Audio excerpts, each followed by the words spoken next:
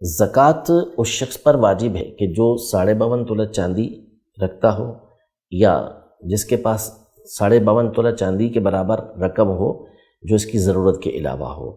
या 7.5 तोला सोना उसके पास हो, या बेचने का सामान इसके पास मौजूद हो, तो इस सूरत में इसके ऊपर ज़कात वाजिब होती है। या ये थोड़ी सी चीज़ें मौजूद हैं, कुछ सोना है, कुछ रकम है, कुछ चांदी है, कुछ बेचने का सामान है, अब मिलाते हैं तो मिलाने के बाद पता चलता है कि 52.5 तोला चांदी की रकम ये बन जाती है, तो फिर इस सूरत में इसको ज़कात देना होगी। और दे उसको सकते हैं कि जिसके पास ना 52.5 तोला चांदी है, ना इसके बराबर रकम मौजूद है, ना बेचने का सामान इतना मौजूद है, ना फालतू सामान इसके पास इतना मौजूद है कि जिसकी कीमत लगाएं तो फिर वो 52.5 तोला चांदी के बराबर हो जाएगा। जैसे बाज़ औक़ात ज़रूरत के अलावा चीज़ें होती हैं, दो मोबाइल रखे हुए हैं, एक मोबाइल से काम हो जाता है, दूसरा मोबाइल ऐसे ही रखा हुआ है, और वो मोबाइल बाज़ औक़ात जो है वो लाख 2-3 लाख रुपए के होते हैं, जिसकी कोई हाजत ही नहीं होती। 2 मोटरसाइकिलें रखी हुई हैं,